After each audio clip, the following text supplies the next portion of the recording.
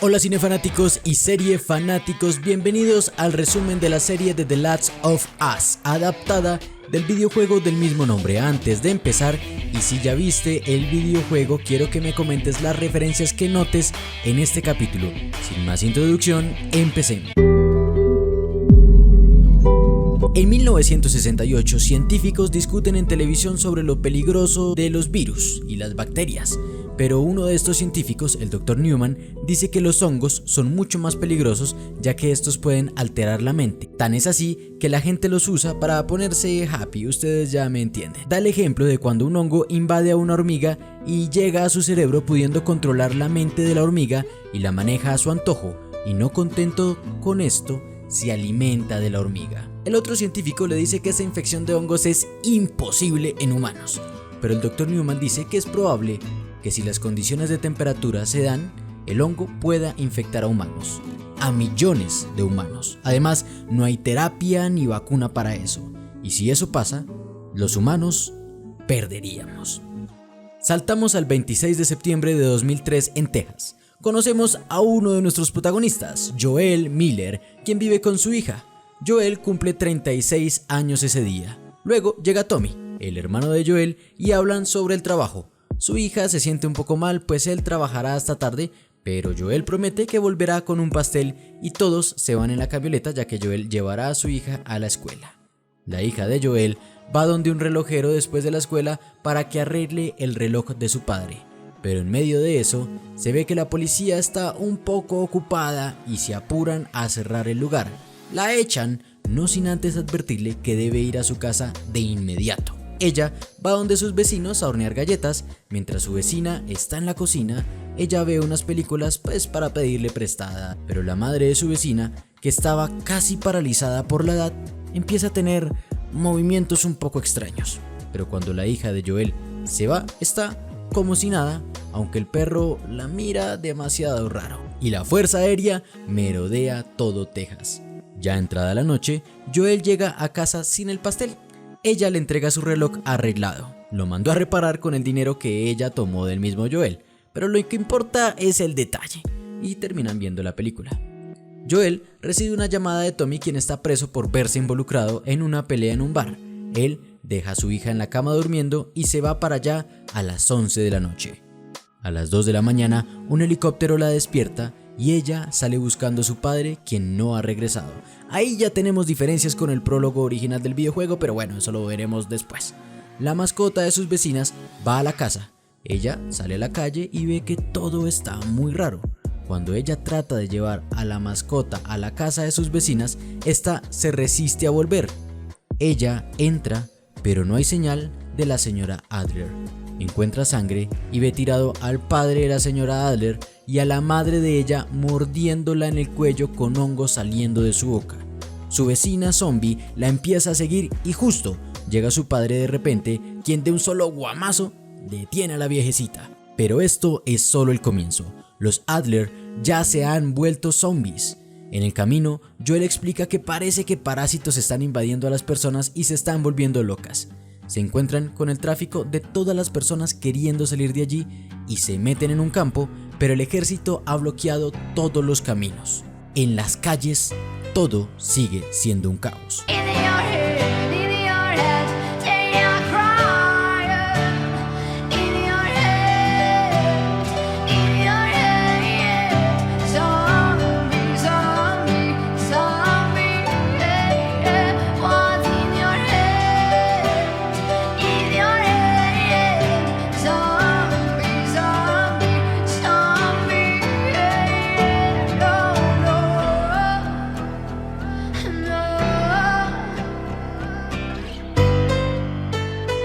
Luego de eso se despiertan. Ella está lastimada y un auto los choca. Tommy y Joel deciden separarse, pero se encuentran con hordas. Uno de estos zombies va tras ellos a través de una cafetería, pero es detenido por el ejército. El militar avisa que los ha encontrado, pero recibe la orden de eliminarlos a pesar de que Joel insiste en que no está enfermo y que lleva a una niña. El militar dispara una ráfaga, ellos logran evitarla y Tommy termina deteniendo al militar de un solo pepazo. Pero las balas hieren a la hija de Joel y no hay nada qué se puede hacer para salvarla. Él trata de controlar su hemorragia, pero termina muriendo en sus brazos.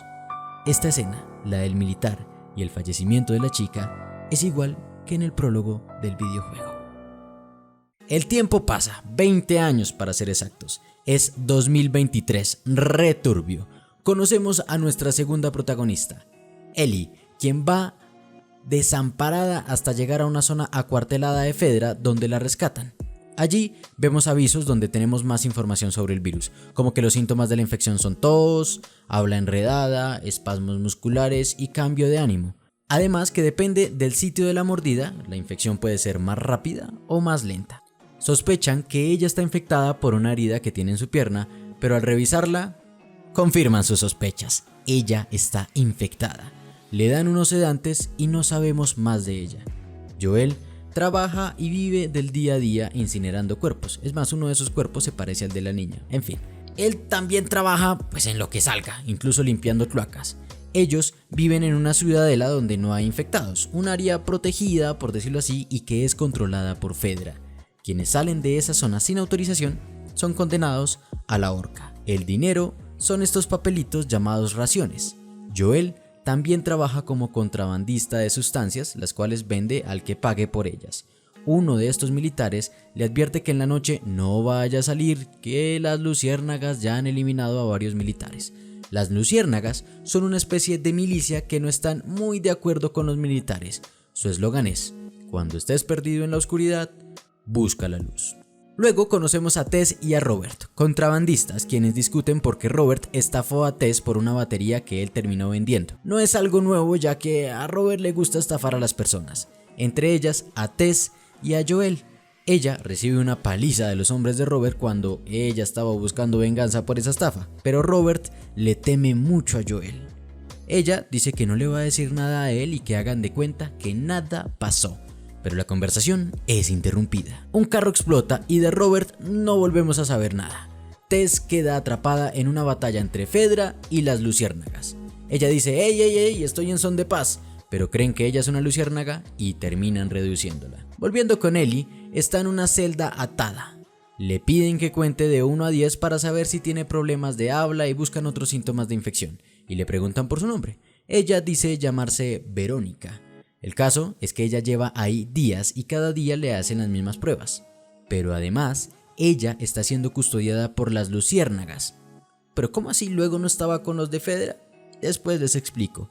En una pared dice prácticamente el nombre de este primer capítulo. Joel va a una estación de radio donde se comunican con otras ciudadelas y torres cercanas y está buscando una pista y dejando mensajes para su hermano Tommy, pero lleva 3 semanas sin saber de él. Él le pregunta al operador cuál es la torre donde se supo por última vez de su hermano. El operador le advierte que allá afuera hay cosas peores que infectados: humanos. El caso es que le termina diciendo en qué torre se conoció por última vez a Tommy. Joel, quien está en Boston, se irá hasta Wyoming en busca de su hermano. Eso es casi cruzar medio país. También vemos que sigue usando su reloj, aunque ya un poco roto. Se va a dormir y despierta con resaca por haber bebido. Al otro día, Tess está allí y él ve sus heridas, pero ella dice que fueron unos adolescentes y que luego Fedra la terminó encerrando todo el día. El caso es que después ella le termina diciendo que Robert vendió su batería que necesita Joel para ponerla en un auto e ir a buscar a su hermano.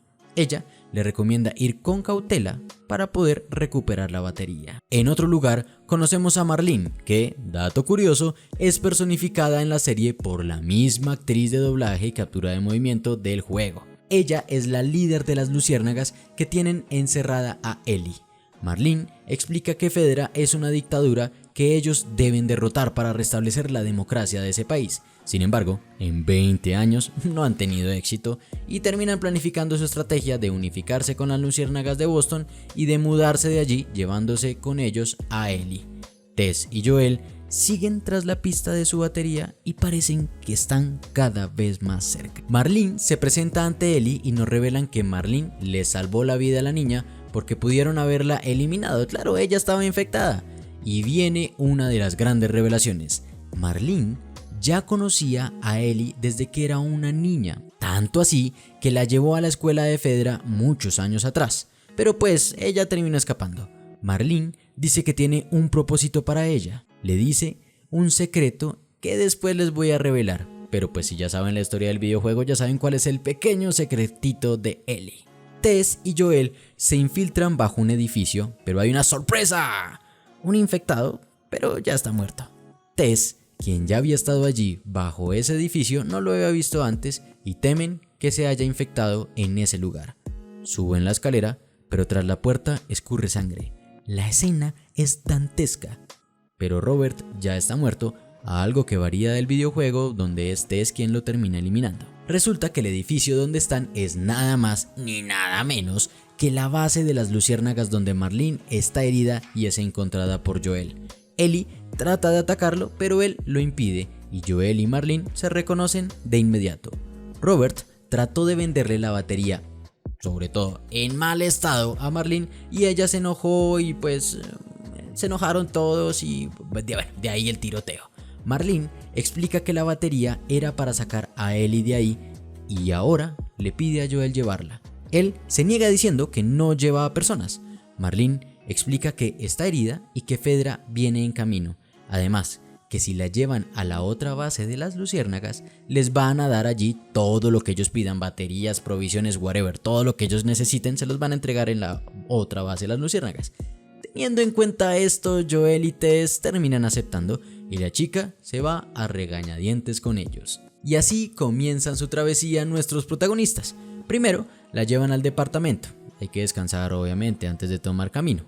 En la zona hay un toque de queda en la noche y a ellos se les ocurre salir de noche, usando túneles hacia el exterior de la ciudadela. Recuerden qué les pasa a los que salen sin permiso, lo vimos al principio. Ellos van en modo sigilo, procurando que no los descubran.